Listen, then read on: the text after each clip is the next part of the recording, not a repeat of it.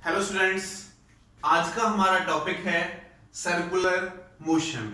जैसा बच्चों नेम से ही हमें पता चल रहा है, सर्कुलर मोशन यानी अगर कोई ऑब्जेक्ट हमारा किसी सर्कल के अराउंड मूव करता है तो उस मोशन को बोलते हैं circular motion. If an object moving along a circle then its motion is called circular motion.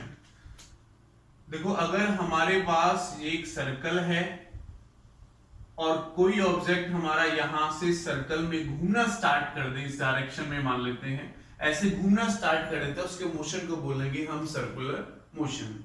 Circular motions की कुछ टर्म्स हैं, वो हम यहां पर स्टडी करेंगे। तो पहला पॉइंट मैं यहां पर लेकर चल रहा हूं एंगुलर डिस्प्लेसमेंट। एंगुलर डिस्प्लेसमेंट,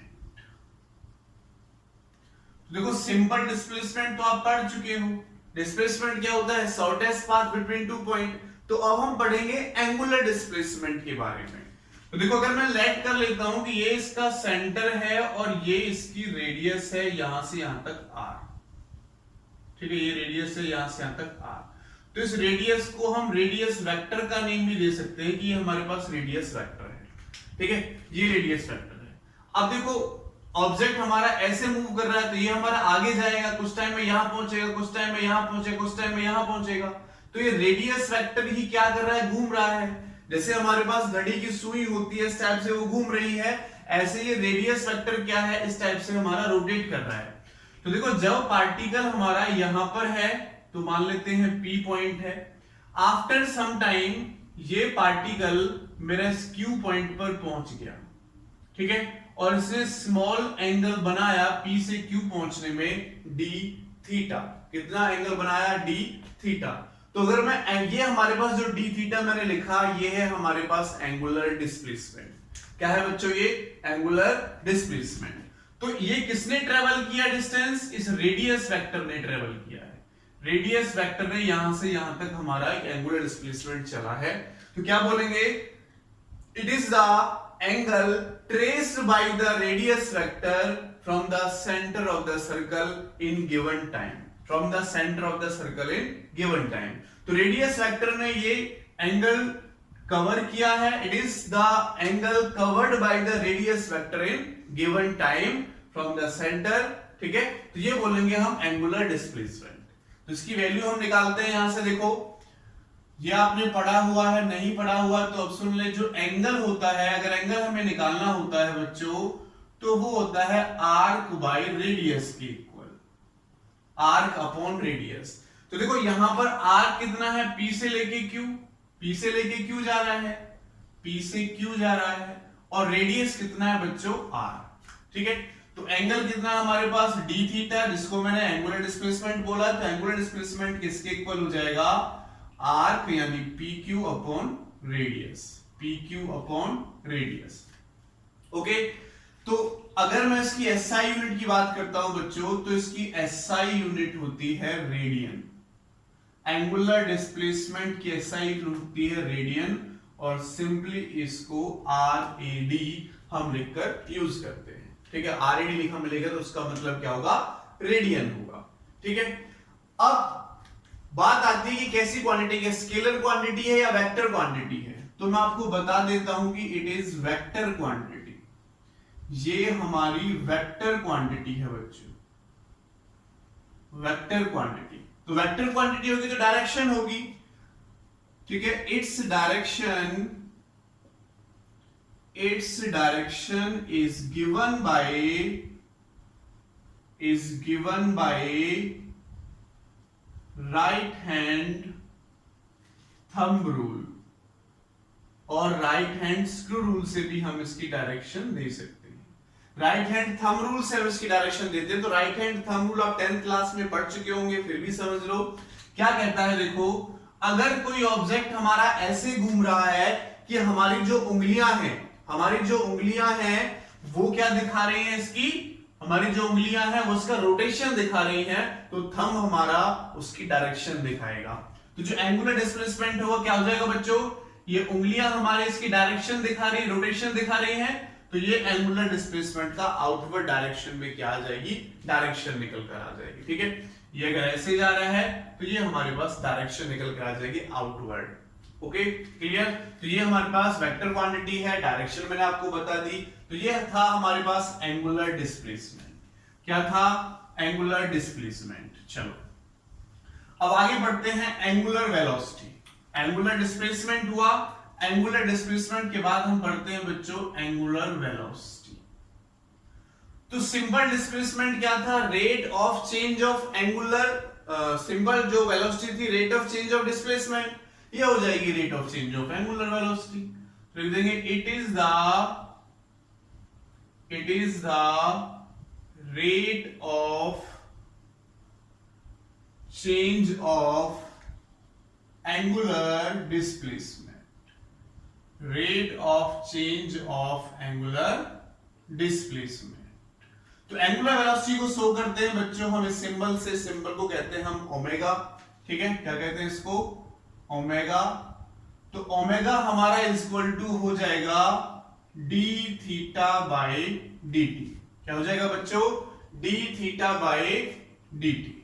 ठीक है, rate of change of angular displacement, तो एंगुलर डिस्प्लेसमेंट है अपॉन टाइम, ये हमें क्या देगा, एंगुलर वेलोसिटी देगा। अगर मैं इसकी एसआई यूनिट की बात करता हूं, एसआई यूनिट, तो देखो इसकी क्या होगी, रेडियन, और टाइम की सेकंड, तो इसकी एसआई यूनिट आ जाएगी हमारे पास रेडियन पर सेकंड निकल कर आ जाएगी। क्लियर है, ठीक है। और ये भी क्या है, वेक्टर क्वांटिटी है, it is vector quantity, vector quantity. Okay, and its direction is also given by, its direction is also given by right hand thumb rule, या right hand rule भी सिंपल बोल देते हैं। तो right hand rule से ही हम इसकी भी डायरेक्शन देते हैं कि अगर कोई ऑब्जेक्ट हमारा ऐसे रोटेट कर रहा है तो ये इसकी डायरेक्शन निकल कर आ जाएगी। ठीक है बच्चों, ये समझ में आया। चलो अभी छोटा सा टॉपिक और पढ़ते हैं आगे। अभी तो काफी छोटे छोटे टॉपिक हमें पढ़ने हैं। ये आपको याद रखना है कि ओमेगा किसके इक्वल है, D theta by D T के इक्वल है। ओके, चलो अब हम बढ़ते हैं आगे। अब हम एक रिलेशन पढ़ते हैं, relation between linear velocity and angular velocity. Topic है हमारा रिलेशन बिटवीन लीनियर वेलोसिटी, जो सिंपल v हम पढ़ते हैं, rate of change of displacement, and angular velocity, जो अभी हमने पढ़ा एंगुलर वेलोसिटी। तो इनके बीच में क्या रिलेशन होता है, इसके बारे में यहां पर हम अब पढ़ते हैं। तो देखो, we know that linear velocity किसके इक्वल होती है, dl बाई dt। अगर मैं लेट कर लेता हूं कि एक ऑब्जेक्ट मेरा यहां से यहां तक dt टाइम में p से q पॉइंट तक चला गया, dt टाइम में p से q पॉइंट तक मेरा कोई ऑब्जेक्ट चला गया, तो उसका डिस्टेंस कितना चला, p से लेके l। वेलोसिटी है तो डिस्प्लेसमेंट डायरेक्ट यहां से यहां तक ले सकता हूं, क्योंकि यहां पर डिस्प्लेसमेंट का यूज होगा, डिस्टेंस का यूज नहीं होगा। तो मैं लेता हूं डायरेक्ट यहां से यहां तक जो इसकी लेंथ है वो कितनी है, dl है। तो v क्या हो जाएगा बच्चों, dl बाई dt। और सिमिलरली अगर मैं ओमेगा यानी एंगुलर वेलोसिटी निकालूंगा तो क्या होगा, d थीटा बाई dt। यहां से देखो dl निकालो, dl क्या हो जाएगा, क्रॉस मल्टीप्लिकेशन, तो v dt, और ऐसे इसकी क्रॉस मल्टीप्लिकेशन, तो यहां से d थीटा किसके इक्वल हो जाएगा, ओमेगा dt। इसको मैंने इक्वेशन नंबर 1 और इसको इक्वेशन नंबर 2 मैंने लेट कर लिया। एज हमें पता है जो एंगल होता है, एंगल को मैं नेम दे देता हूं, डी थीटा इक्वल टू क्या होता है बच्चों, आर्क अपॉन रेडियस के इक्वल होता है। तो मैं इसको लिख सकता हूं कि आर्क हमारे पास PQ है और वेरी स्मॉल डिस्टेंस है, तो लगभग DL बाई रेडियस क्या है, R हो जाएगी। तो from equation 1 and 2, from equation 1 and 2, equation 1 and 2 से देखो d थीटा मेरा किसके इक्वल हो जाएगा, d थीटा की वैल्यू पता है कितनी है, v dt equal to dl की वैल्यू देखो, डी थीटा की वैल्यू है बच्चों यहां से ओमेगा dt और dl की वैल्यू है v dt बाई आर। तो देखो dt से dt घटेगा तो ओमेगा इक्वल टू हमें मिला v बाई आर, और कह सकते हैं कि v equals to R omega, हमारे पास रिलेशन निकल कर आ गया v is equal to R omega. तो क्या था relation between linear velocity and angular velocity, जिसको मैंने ओमेगा का नेम दिया है। तो ये हमारे पास इन दोनों के बीच में रिलेशन निकल कर आ गया। ठीक है, अब लीनियर वेलोसिटी की जो डायरेक्शन होती है इस वाले केस में वो देते हैं हम किसी भी पॉइंट पर उसके टेंजेंट से। अगर मैं इस पॉइंट पर वेलोसिटी निकालता हूं तो वेलोसिटी डायरेक्शन हो जाएगी ये, इस पॉइंट पर निकालते हैं तो लीनियर वेलोसिटी की डायरेक्शन हो जाएगी ये, इस पॉइंट पर निकाल टेंजेंट ड्रॉ करेंगे। ठीक है, क्या करेंगे, जिस पॉइंट पर निकालनी हो उस पॉइंट का इस टाइप से टेंजेंट ड्रॉ करेंगे। तो इसकी जो डायरेक्शन दी जाती है लीनियर वेलोसिटी की वो कहां से दी जाती है, बाय द टेंजेंट। ठीक है, टेंजेंट से हम लीनियर वेलोसिटी की डायरेक्शन देते हैं। ओके, चलो बच्चों नेक्स्ट टॉपिक की तरफ चलते हैं। एक टॉपिक छोटा सा, ठीक है, छोटे छोटे टॉपिक काफी हैं, इसमें काफी कवर करने हैं हमें। नेक्स्ट टॉपिक हमारे पास आता है लास्ट में, फिर न्यूमेरिकल कराएंगे इनके बेस पे। एक न्यूमेरिकल 2019 में आया हुआ है, उसको भी कराएंगे। तो नेक्स्ट टॉपिक हम यहां पर लेते हैं बच्चों एंगुलर एक्सेलरेशन। एंगुलर डिस्प्लेसमेंट है, वेलोसिटी तो एक्सेलरेशन भी होगा, तो एंगुलर एक्सेलरेशन हम यहां पर पढ़ते हैं। तो आपको पता ही है it is the rate of change of angular velocity हो जाएगा। एंगुलर एक्सेलरेशन को डिनोट करते हैं बच्चों अल्फा से। तो अल्फा हमारे पास हो जाएगा क्या, D omega by D T के इक्वल। अल्फा क्या हो जाएगा बच्चों, D omega by D T के इक्वल हमारा अल्फा निकल कर आ जाएगा।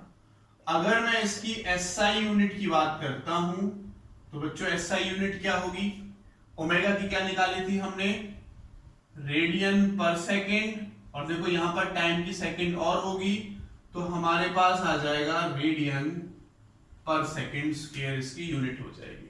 ठीक है, रेडियन पर सेकेंड स्क्वायर क्या हो जाएगी बच्चों, इसकी यूनिट निकल कर आ जाएगी।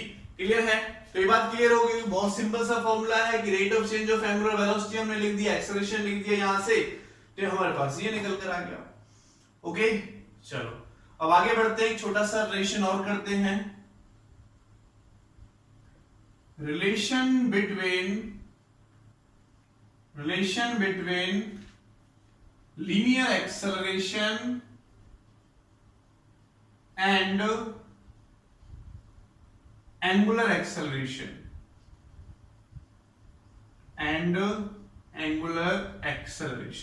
लीनियर एक्सेलरेशन और एंगुलर एक्सेलरेशन के बीच में क्या रिलेशन है वो और कर लेते हैं। देखो एस हमने अभी थोड़ी देर पहले रिलेशन निकाला था, v equal to R omega. Differentiating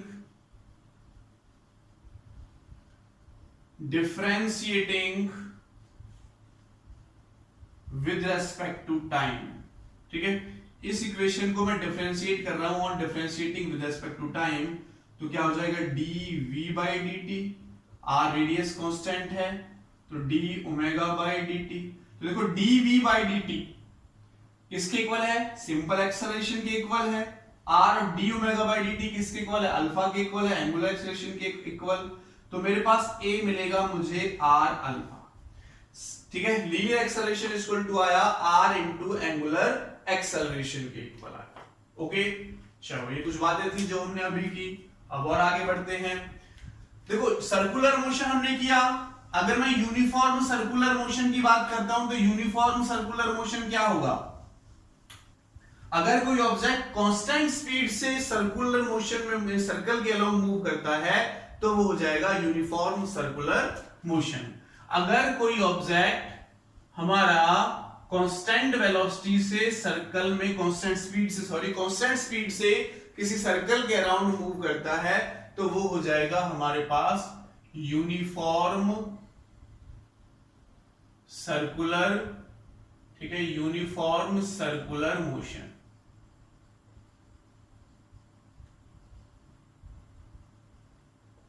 uniform circular motion. ठीक है। If an object moving with constant velocity around the circle then its motion is called uniform circular motion. अब यहां पर मैं इसका एक पॉइंट करता हूं, मुझे पॉइंट निकालना है टाइम पीरियड। तो इसमें टाइम पीरियड क्या होगा, अगर मैं इसके टाइम पीरियड की बात करता हूं, एक ऑब्जेक्ट यहां से चला, अगर घूमकर यहीं पर आ जाता तो टाइम पीरियड हो जाएगा। तो कितने टाइम में उसने अपना एक रिवॉल्यूशन कंप्लीट किया, कितने टाइम में उसने अपना एक रोटेशन कंप्लीट किया, वो क्या हो जाएगा, टाइम पीरियड। क्या हो जाएगा, time period. Time taken by the object to complete one revolution, क्या है, time taken by the object to complete one revolution is called time period. वो क्या हो जाएगा, हमारे पास टाइम पीरियड हो जाएगा। ओके, अलोंग सर्कुलर पाथ लगा सकते हैं। इसके बाद आती है हमारे पास फ्रीक्वेंसी। फ्रीक्वेंसी ये होती है हमारे पास नंबर ऑफ रेवोल्यूशन, ठीक है। नंबर ऑफ रेवोल्यूशन की जगह पर रोटेशन भी लगा सकते हैं। नंबर ऑफ रेवोल्यूशन और rotation in number of revolution rotation per unit time, per unit time, कितने टाइम में कितने नंबर ऑफ रिवॉल्यूशन या रोटेशन कंप्लीट करता है, वो होती है उसकी फ्रीक्वेंसी। अगर एक सेकंड में 2 रोटेशन प्रोड्यूस करता है तो 2 फ्रीक्वेंसी हो जाएगी। अगर 3 एक सेकंड में 3 रोटेशन कर देता है, जल्दी जल्दी से 3 कर देता है, 5 कर देता है तो 5 फ्रीक्वेंसी हो जाएगी। तो हम इसको लिख सकते हैं, फ्रीक्वेंसी को डिनोट करते हैं हम इस सिंबल से, ठीक है। इस सिंबल से हम इसको डिनोट करते हैं, इस सिंबल को बोला जाता है न्यू, NEW, न्यू, ठीक है। तो ये हमारे पास इक्वल टू क्या हो जाएगी बच्चों, number of revolutions per unit time, per unit time, ठीक है। देखो टाइम आ रहा है, ये तो कांस्टेंट क्वांटिटी है, तो मैं लिख सकता हूं कि frequency is equal to 1/t होती है। टाइम पीरियड के साथ फ्रीक्वेंसी का रिलेशन होता है mu is equal to 1/t। अगर मैं इसकी SI यूनिट की बात करता हूं तो इसकी SI यूनिट होती है बच्चों हर्ट्ज। क्या होती है, हर्ट्ज, ओके। और हम कह सकते हैं कि जो 1 हर्ट्ज है वो हमारा इक्वल टू हो जाएगा 1 पर सेकंड। टाइम क्या होती है, यूनिट सेकंड होती है, अब बताइए आपको, ठीक है। तो पर सेकंड 1 हर्ट्ज किसके इक्वल होगा, पर सेकंड के इक्वल होगा, ओके। तो यहां पर एक और हम टॉपिक पढ़ेंगे छोटा सा, टाइम पीरियड हो गया, यूनिफॉर्म सर्कुलर मोशन की फ्रीक्वेंसी हो गई। अब पढ़ते हैं एंगुलर फ्रीक्वेंसी। एंगुलर फ्रीक्वेंसी जिसको हम एंगुलर वेलोसिटी भी कहते हैं। एंगुलर फ्रीक्वेंसी का फ्रीक्वेंसी और टाइम पीरियड के साथ क्या रिलेशन है, ठीक है। एंगुलर फ्रीक्वेंसी को हम एंगुलर वेलोसिटी भी कहते हैं, ठीक है। तो इसका रिलेशन क्या होता है, देखो ओमेगा हमने पढ़ा किसके इक्वल होता है, एंगल अपॉन टाइम के इक्वल होता है। तो देखो अगर यूनिफॉर्म सर्कुलर मोशन होगा और एक सर्कल कंप्लीट कर रहा है, यहां से चला वापस यहीं पर घूम के आ जाएगा, तो कितना एंगल चलेगा, 2 पाई, और टाइम कितना लिया, टाइम पीरियड के बराबर। तो ओमेगा इज इक्वल टू हो गया मेरे पास बच्चों 2 पाई बाई टी, और देखो 1/t किसके इक्वल था, न्यू के इक्वल, तो मैं ये भी लिख सकता हूं 2 पाई न्यू। अभी हमने पढ़ा था कि new is equal to 1/t, तो मैंने 1/t की जगह पर न्यू लिख दिया। तो ये मेरे पास एंगुलर वेलोसिटी है, एंगुलर फ्रीक्वेंसी का फ्रीक्वेंसी और टाइम पीरियड के साथ रिलेशन निकलकर आ गया, ओके। चलो अब पढ़ते हैं, हम एक और टॉपिक पढ़ेंगे। तो काफी सारे छोटे छोटे टॉपिक्स हमें कवर करने हैं, ये लास्ट टॉपिक है, इसके बाद एक छोटा सा टॉपिक और है, फिर हम इस पर न्यूमेरिकल्स करेंगे। तो अच्छा टॉपिक है, इंपॉर्टेंट टॉपिक है, सेंट्रीपिटल एक्सेलरेशन। टॉपिक है हमारा सेंट्रीपिटल एक्सेलरेशन। तो सेंट्रीपिटल एक्सेलरेशन क्या होता है बच्चों, देखो अगर कोई ऑब्जेक्ट सर्कुलर मोशन में मूव करता है, ठीक है, ये सेंटर हो गया इसका। When an object moving around in circular motion then its acceleration is called centripetal acceleration. अगर कोई ऑब्जेक्ट किसी सर्कल के अराउंड मूव करता है तो उसके एक्सेलरेशन को ही हम क्या कहते हैं, सेंट्रीपिटल एक्सेलरेशन कहते हैं। तो देखो ये ऑब्जेक्ट मान लेते हैं मूव कर रहा है, किसी पर्टिकुलर टाइम पर ऑब्जेक्ट यहां पर है, तो सेंट्रीपिटल एक्सेलरेशन इसका ऑलवेज सेंटर की तरफ लगता है, ठीक है। सेंट्रीपिटल एक्सेलरेशन की जो डायरेक्शन होती है वो क्या होती है, ऑलवेज सेंटर की तरफ होती है, ओके, ये सेंटर हो गया हमारे पास O। मान लेते हैं कुछ टाइम बाद ये पार्टिकल स्मॉल डिस्टेंस ट्रेवल कर जाता है और यहां पर पहुंच जाता है, तो स्मॉल एंगल मैंने माना डी थीटा। स्मॉल एंगल क्या माना मैंने बच्चों, ये कि हमारे पास डी थीटा ये बना। ठीक है, तो लेट कर लेते हैं कि यहां से यहां तक का जो डिस्टेंस है, शॉर्ट डिस्टेंस, वो मेरे पास डेल टी है। तो यहां पर वेलोसिटी होगी इसकी, वेलोसिटी की डायरेक्शन कहां से देते हैं बच्चों, टेंजेंट से देते हैं। ठीक है, ये जो लेंथ है यहां से यहां तक p डायरेक्ट q, तो पी क्यू मैंने माना बच्चों हमारा डेल एल के बराबर है। ठीक है, अब देखो वेलोसिटी, वेलोसिटी मैंने आपको बताया टेंजेंट, लीनियर वेलोसिटी होगी, उसकी डायरेक्शन टेंजेंट से, तो v1 मेरा इस डायरेक्शन में हो जाएगा, इसकी रेडियस r एंड r, और दूसरी वेलोसिटी की डायरेक्शन मेरे पास ये हो जाएगी v2। ओके, दूसरी वेलोसिटी की डायरेक्शन क्या हो जाएगी, v2 हो जाएगी। अब देखो v1 और v2 को अगर मैं ऐसे ड्रॉ कर लेता हूं, देखो v1 इसके साथ परपेंडिकुलर है, तो v1 मैंने इधर ड्रॉ कर लिया, और v2 मेरे पास इधर है, तो v2 मैंने इधर ड्रॉ कर लिया। तो ये v1 ये v2, जितना एंगल d थीटा ये बनेगा उतना ही एंगल हमारे पास d थीटा ये भी बनेगा। ठीक है, क्योंकि इसका परपेंडिकुलर ये और इसका परपेंडिकुलर ये, अगर दो जो एंगल मेरे पास इन दो लाइंस के बीच में बन रहा है वही एंगल इन दोनों के परपेंडिकुलर्स के बीच में बनेगा, तो ये एंगल थीटा, तो ये भी एंगल हमारे पास क्या हो जाएगा, थीटा हो जाएगा, यानी डी थीटा लिख देंगे, डी थीटा। तो ये क्या हो जाएगा, चेंज इन वेलोसिटी, v1 से v2 तक क्या है बच्चों, चेंज इन वेलोसिटी। अब इसका मैग्नीट्यूड तो दोनों के लिए सेम है, ये भी v है हमारे पास और ये भी v है। जैसे ये रेडियस r है, ये रेडियस r है, तो ऐसे ही वेलोसिटी का मैग्नीट्यूड क्या दोनों के लिए सेम।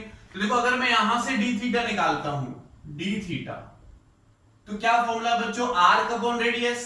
तो देखो इसका जो आर्क है वो कितना है, डेल एल, और रेडियस कितनी है, r। ठीक है, तो मैं लिख सकता हूं बच्चों फ्रॉम फिगर 1, तो ये फिगर मैंने मानी इससे। अब अगर मैं दूसरी फिगर से निकालूं बच्चों फ्रॉम फिगर सेकंड, तो इससे देखो, इससे मेरा dq क्या हो जाएगा, आर्क अपॉन रेडियस। अब देखो आर्क कितनी है, डेल v, और रेडियस का काम कौन कर रहा है, ये v है, ये भी, तो ये रेडियस का काम कर रहे हैं, तो ये मेरे पास v आ जाए इक्वेशन 2। तो from equation 1 and 2, from equation 1 and 2, तो देखो ये भी डी थीटा इसके इक्वल है, ये भी डी थीटा इसके इक्वल है, दोनों के इक्वल पुट कर लें, तो del L by R is equal to del V by V हमारे पास निकल कर आ जाएगा। ठीक है, डेल वी बाई वी हमारे पास निकल कर आ जाएगा। क्रॉस मल्टीप्लिकेशन कर लो, क्या हो जाएगा, v into del L is equal to R into del V. Divide कर देता हूं मैं बोथ साइड डेल टी से, dividing both side by del T, तो देखो क्या हो जाएगा, v into del L divided by del T और equal to r del v by divide by del T. देखो ये किसके इक्वल है बच्चों, वेलोसिटी के इक्वल है। ये del L upon del T velocity के इक्वल होता है, लीनियर वेलोसिटी। तो वेलोसिटी इंटू वेलोसिटी क्या हो जाएगा बच्चों, वेलोसिटी का square is equal to r, और ये देखो del v by del T किसके इक्वल है, change in velocity upon change in time, acceleration के इक्वल है।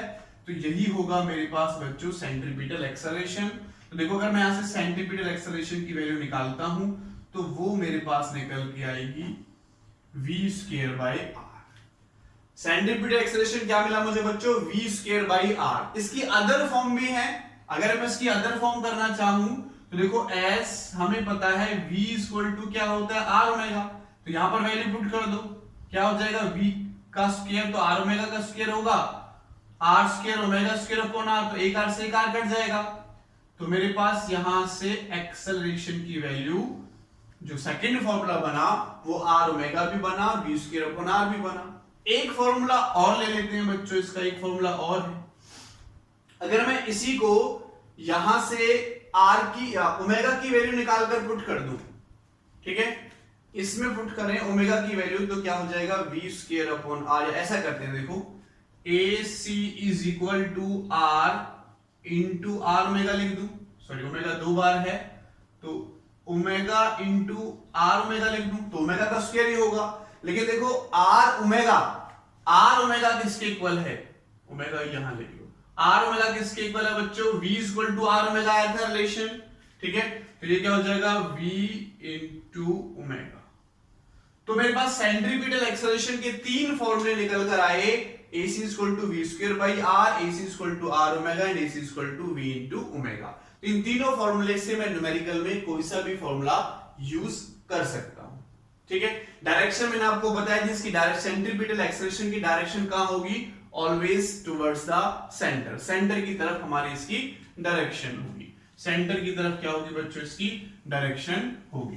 तो ये पढ़ा हमने सेंट्रीपिटल एक्सेलरेशन। अब हम पढ़ेंगे टेंजेंशियल एक्सेलरेशन, कि टेंजेंशियल एक्सेलरेशन क्या है। वैसे नेम से ही पता चल रहा है, जो एक्सेलरेशन हमारे पास टेंजेंट के अलोंग लगता है वो टेंजेंशियल एक्सेलरेशन, और जो सेंटर के अलोंग लगता है वो सेंट्रीपिटल एक्सेलरेशन, टेंजेंशियल एक्सेलरेशन। तो देखो टेंजेंशियल एक्सेलरेशन क्या है, अगर ये कोई ऑब्जेक्ट है सर्कल में हमारा घूम रहा है, रोटेट कर रहा है, तो इस वाले पॉइंट पर एक तो सेंट्रीपिटल एक्सेलरेशन हो गया सेंटर की तरफ, जैसे टेंजेंशियल वेलोसिटी लगी थी ऐसे ही एक एक्सेलरेशन हमारा टेंजेंट के अलोंग भी लगता है, जिसको हम एंगुलर एक्सेलरेशन कहते हैं, ठीक है। क्या कहते हैं हम इसको, सिंपल टेंजेंशियल एक्सेलरेशन कहते हैं, AT। तो AT जो हमने निकाला था वो R अल्फा के इक्वल जो आया था, R अल्फा के इक्वल वो टेंजेंशियल एक्सेलरेशन था, और सेंट्रीपिटल एक्सेलरेशन हमने निकाला बच्चों v स्क्वायर बाई r, ठीक है। तो अगर इन दोनों के कॉम्बिनेशन से मैं रिजल्टेंट एक्सेलरेशन फाइंड आउट करता हूं, तो देखो टेंजेंशियल एक्सेलरेशन इधर है, सेंट्रीपिटल एक्सेलरेशन इधर है, टेंजेंशियल एक्सेलरेशन इधर है, तो इन दोनों का यूज करके मैं यहां से एक पैरेललोग्राम ड्रॉ कर लूंगा, तो रिजल्टेंट कौन देगा, एक्सेलरेशन ये। तो अगर बच्चों इन सब का मैं रिजल्टेंट एक्सेलरेशन निकालता हूं, ठीक है। सेंट्रीपिटल एक्सेलरेशन का दूसरा नाम रेडियल एक्सेलरेशन भी है, क्योंकि देखो रेडियस के अलोंग लगता है ये ऑलवेज, ऑलवेज कहां पर लगता है, ये रेडियस के अलोंग लगता है, इसलिए सेंट्रीपिटल का दूसरा नाम बच्चों रेडियल एक्सेलरेशन भी होता है। अगर मैं रिजल्टेंट एक्सेलरेशन निकाल लूं तो पैरेललोग्राम लॉ से क्या हो जाएगा बच्चों, सेंट्रीपिटल एक्सेलरेशन का स्क्वायर प्लस टेंजेंशियल एक्सेलरेशन के स्क्वायर का रूट, पैरेललोग्राम लगाकर हम इनका रिजल्टेंट निकाल लेंगे। और क्या लिख सकते हैं, AR इक्वल टू AC की वैल्यू क्या है बच्चों, v स्क्वायर अपॉन r का स्क्वायर, और प्लस AT की वैल्यू क्या है, R अल्फा का स्क्वायर, ठीक है। तो ये हमारे पास एक जनरल फॉर्मूला, या ये हमारे पास एक जनरल फॉर्मूला बना जिससे हम रिजल्टेंट एक्सेलरेशन फाइंड आउट कर सकते हैं, जिससे हम रिजल्टेंट एक्सेलरेशन बच्चों निकाल सकते हैं। चलो अब हम बच्चों कुछ न्यूमेरिकल्स की तरफ चलेंगे। अब हम कुछ न्यूमेरिकल्स करेंगे यहां पर। सर्कुलर मोशन में फर्स्ट न्यूमेरिकल हम देखते हैं। तो हमारा पहला न्यूमेरिकल कहता है, क्वेश्चन फर्स्ट न्यूमेरिकल कहता है particle moves in circle of radius 0.5 metre. ये एक पार्टिकल है, मान लो ये पार्टिकल है, और ये हमारा इसके अलोंग मूव कर रहा है, इसकी रेडियस दे रखी है बच्चों 0.5 मीटर। आगे कहता है at a speed that uniformly increases, uniformly increase हो रही है, इसका मतलब एक्सेलरेशन होगा। फाइंड द एंगुलर एक्सेलरेशन, क्या पूछता है क्वेश्चन में, find the angular acceleration, angular acceleration निकालना है, find the angular acceleration of the particle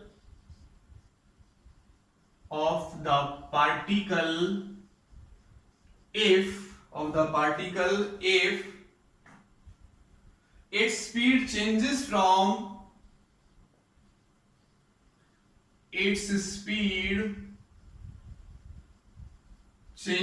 from 2 meter per second to 4 meter per second, ठीक है। इन टाइम भी दे रखा है इन 4 सेकेंड। हमें निकालना है एंगुलर एक्सेलरेशन, यानी अल्फा हमें निकालना है, अल्फा हमें फाइंड आउट करना है। कब, जब उसकी जो स्पीड है वो 2 मीटर से 4 मीटर चेंज हो जाती है 4 सेकंड में, ठीक है। 4 सेकंड की बात कर रहा है, 4 सेकंड में चेंज हो जाती है, तो ये निकालना है।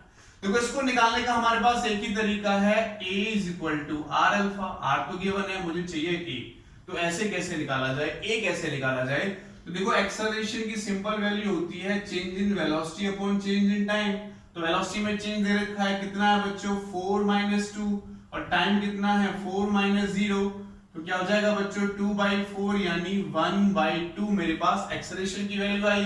तो देखो अल्फा निकालना है, तो अल्फा क्या हो जाएगा a/r, a की वैल्यू कितनी है 1/2 और r की वैल्यू कितनी है 0.5, तो 0.5 का मतलब भी क्या होगा 1/2 से कटेगा कितना आ जाएगा 1, तो इसकी वैल्यू मेरे पास कितनी आएगी बच्चों 1 रेडियन पर सेकेंड स्क्वायर। तो बहुत सिंपल सा क्वेश्चन था, ये हमारे पास इसकी वैल्यू निकल कर आ गई। चलो नेक्स्ट क्वेश्चन की तरफ चलते हैं। क्वेश्चन नंबर सेकंड यहां पर लेते हैं हम। क्वेश्चन नंबर सेकंड डिस्कस करते हैं। क्वेश्चन नंबर सेकंड क्या कहता है, the speed of A particle moving in a circle of radius, फिर वही सर्कल की बात आती है कि सर्कल है और इसकी रेडियस हमें दे रखी है बच्चों 2 मीटर। एक पार्टिकल मेरा, ठीक है, ये पार्टिकल मेरा इस सर्कल के अराउंड मूव कर रहा है, ये सेंटर हो गया, रेडियस दे रखी है 2 मीटर। वेरीज विद टाइम, ये कहता है कि वेलोसिटी वेरीज विद टाइम,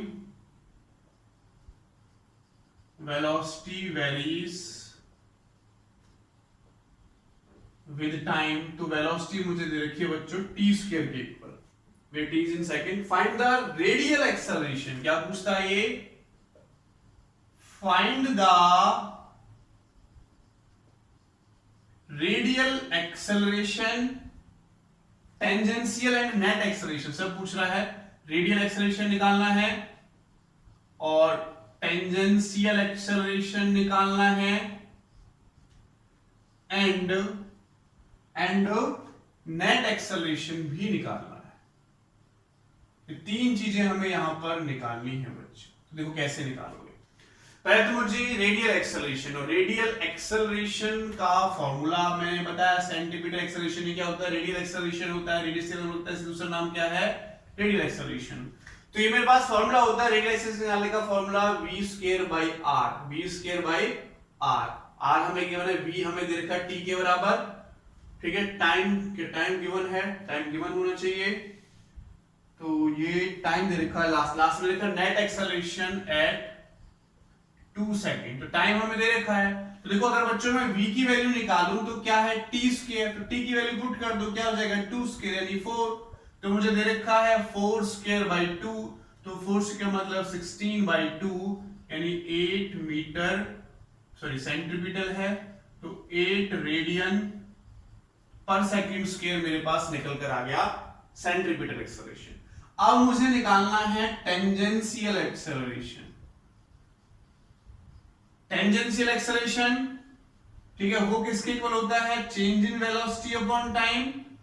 तो चेंज इन वेलोसिटी, वेलोसिटी की वैल्यू मुझे दे रखी है कितनी है बच्चों t², वेलोसिटी की वैल्यू मुझे दे रखी है बच्चों कितनी है t², तो इसका मैं डिफरेंशिएशन कर सकता हूं।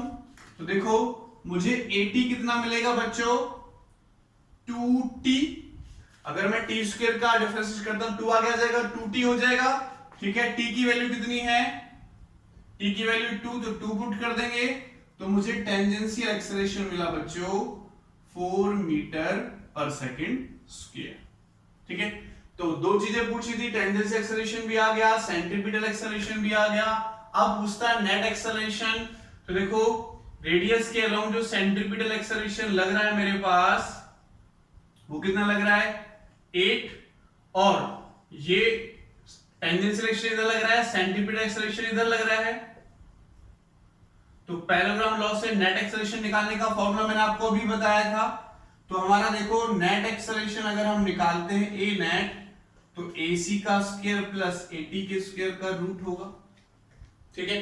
तो देखो AC का स्क्वायर क्या है बच्चों 8, तो ये हो जाएगा 8 का स्क्वायर प्लस AT का स्क्वायर, AT कितना है 4, तो हम कर देंगे 4 का स्क्वायर, तो क्या हो जाएगा 8 8 64 प्लस 4 4 16, इसको और ऐड कर लो तो ये हो जाएगा हमारे पास 80, कितना आ जाएगा बच्चों 80, ठीक है, रूट 80, इसको आगे आप सॉल्व कर सकते हो, रूट 80 मीटर पर सेकेंड स्क्वायर। ये मेरे पास नेट एक्सेलरेशन निकल के आ जाएगा यहां से। तो ये हमारा था क्वेश्चन नंबर सेकेंड। अब हम चलते हैं क्वेश्चन नंबर थर्ड की तरफ। क्वेश्चन नंबर थर्ड की तरफ चलते हैं बच्चों। तो देखो क्वेश्चन नंबर थर्ड हमारा क्या होगा, क्वेश्चन नंबर थर्ड हमारा क्या कहता है। क्वेश्चन नंबर थर्ड पहले से मैं एक बार देख लेता हूं कि क्या कैमरा हमारा चल रहा है, कोई प्रॉब्लम तो नहीं है। यस, कैमरा हमारा चल रहा है।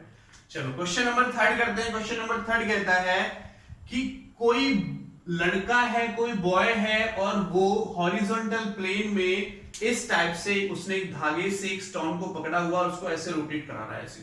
तो स्टोन ऐसे ऐसे रोटेट कर रहा है हॉरिजॉन्टल डायरेक्शन में, ठीक है। ये स्टोन हमारा ऐसे ऐसे रोटेट कर रहा है, और इस स्टोन की जो रेडियस है, इस स्टोन की जो रेडियस है वो हमें गिवन है बच्चों 1.5 मीटर। 1.5 मीटर इसकी रेडियस हमें गिवन है।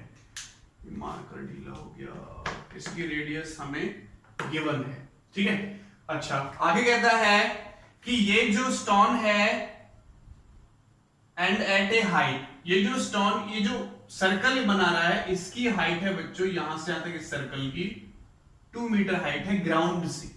ग्राउंड से 2 मीटर हाइट पर ये है, ठीक है। फिर ये कहता है द स्ट्रिंग ब्रेक्स, लिख देता हूं question, the string break, string break हो जाती है, and stone flies off horizontally, and stone flies of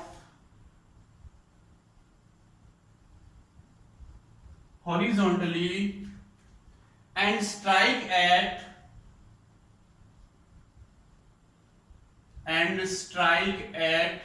10 metre पे जाकर स्ट्राइक करता है। What is the magnitude of centripetal acceleration? Question में पूछता है what is the magnitude of centripetal acceleration. Centripetal acceleration का मैग्नीट्यूड क्या होगा इस केस में, वो बताना है। टिपिकल क्वेश्चन है।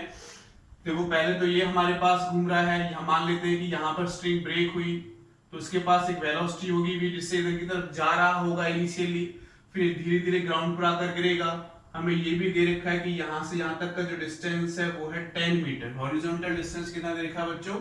10 मीटर, ठीक है। ये हमें दे रखा है 2 मीटर। तो हमें निकालना है centripetal acceleration.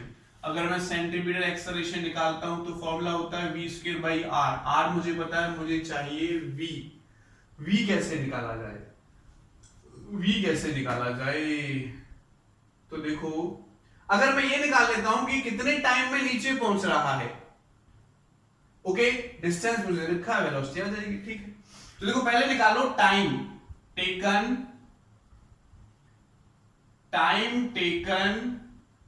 by stone to reach the ground। Ground पे पहुंचने में स्टोन ने कितना टाइम लिया? तो मैं लिख सकता हूं t = टाइम पीरियड निकालने का फॉर्मूला होता है बच्चों √2h/g। हॉरिजॉन्टल प्रोजेक्शन में कितना फॉर्मूला होता है? √2h/g।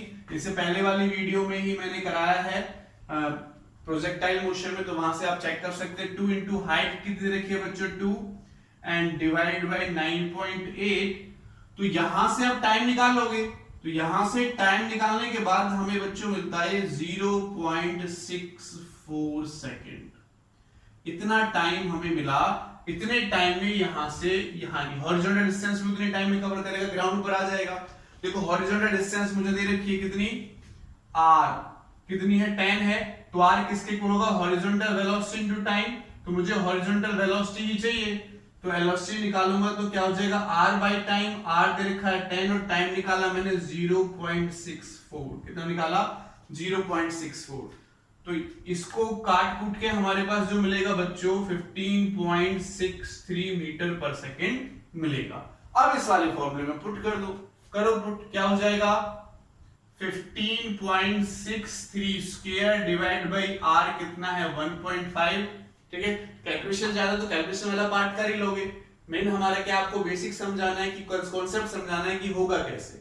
तो इसको काटने के बाद जो हमें एक्सेलरेशन मिलता है वो मिलेगा 163 लगभग 15 जाएगा, तो 163 मीटर स्क्वायर के आसपास, मीटर पर सेकंड स्क्वायर की लगभग इतना आपको एक्सेलरेशन मिलेगा।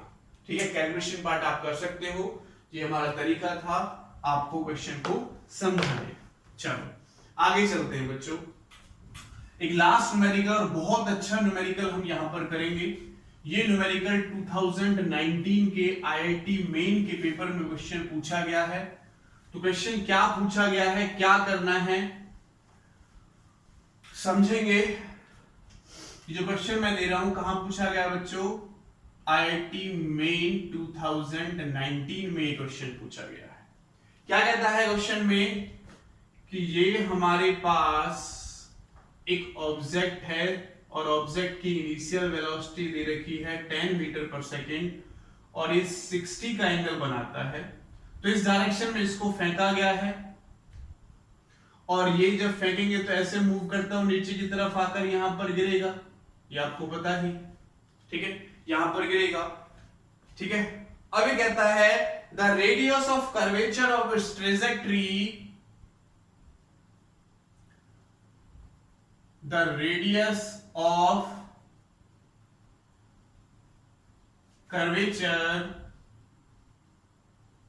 of its trajectory at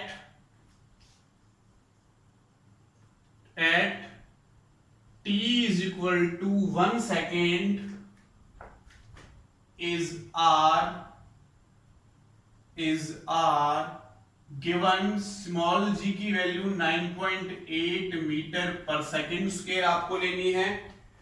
ठीक है, द वैल्यू ऑफ r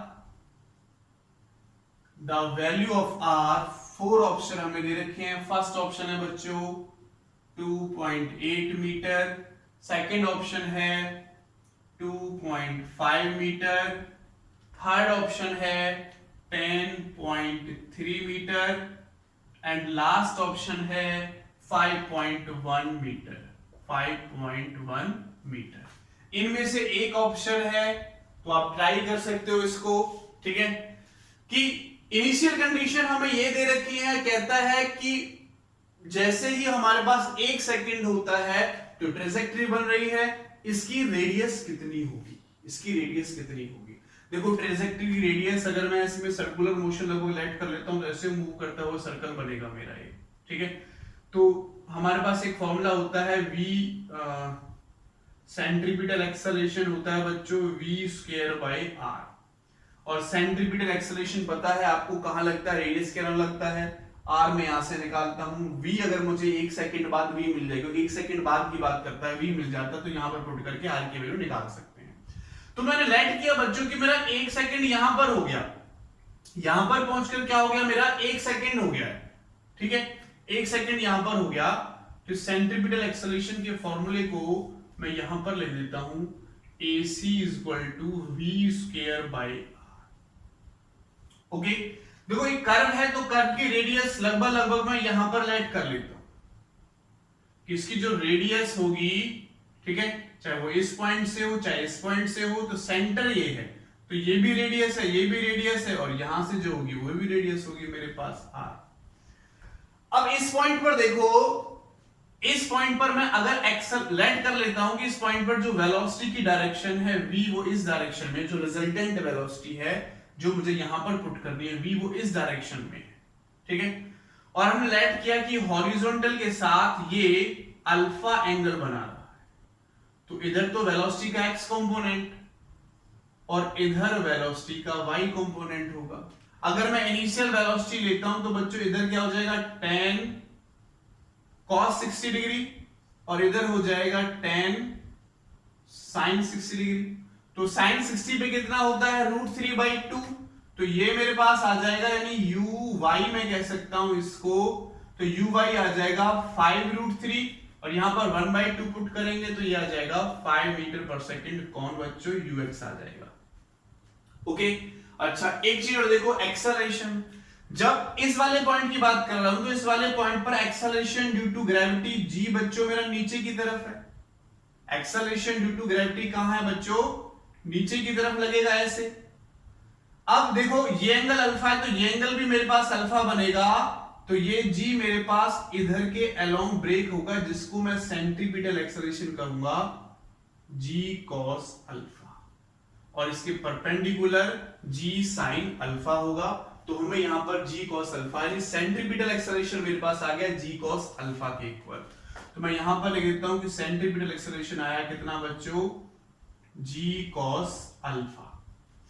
ठीक है, तो इसकी वैल्यू तो मुझे मिल गई बच्चों g cos अल्फा है। ठीक है, अब मुझे चाहिए रिजल्टेंट वेलोसिटी।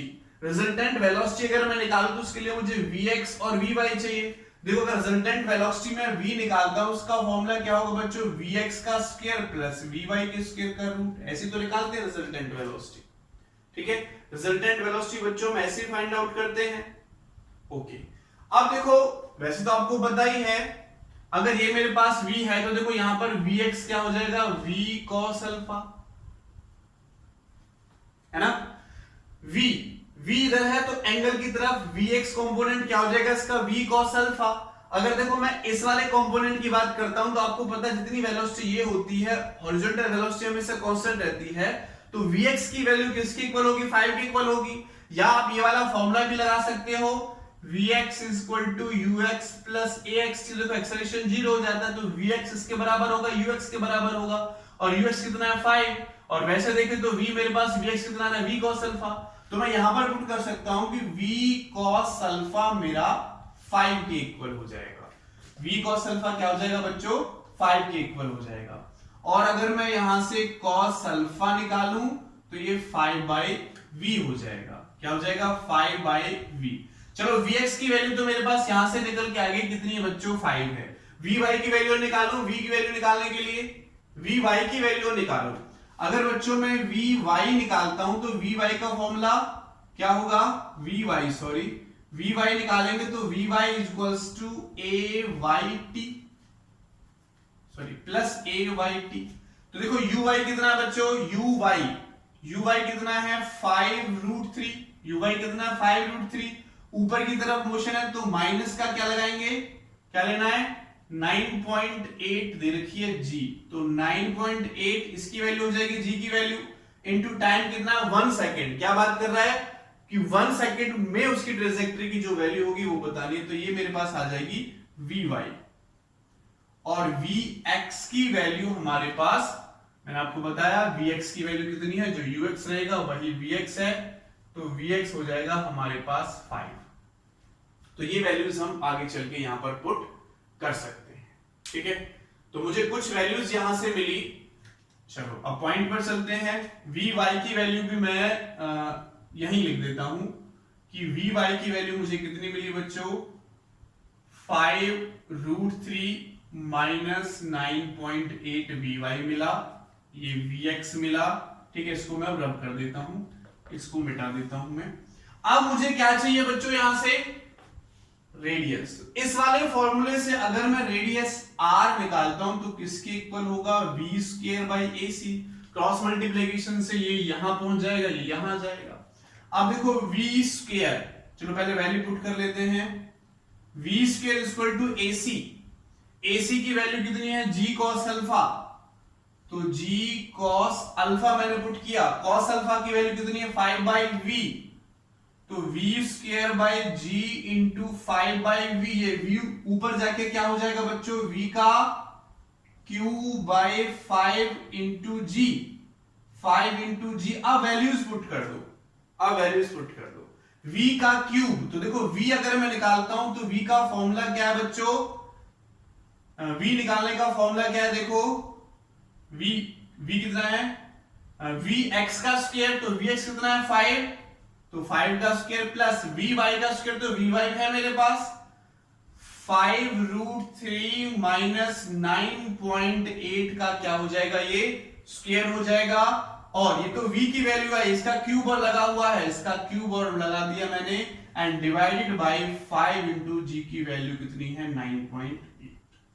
अब ये कैलकुलेशन पार्ट आपको करना है और आंसर निकाल लेना है, ठीक है। आंसर मैं आपको बता देता हूं कि आंसर इसका आएगा 2.77, तो अप्रॉक्स हो जाएगा 2.8 मीटर, यानी फर्स्ट ऑप्शन हमारा इसका करेक्ट है। ये कैलकुलेशन करने ये आंसर आ जाएगा आपके पास 2.8 मीटर का आंसर आ जाएगा। Thank you so much.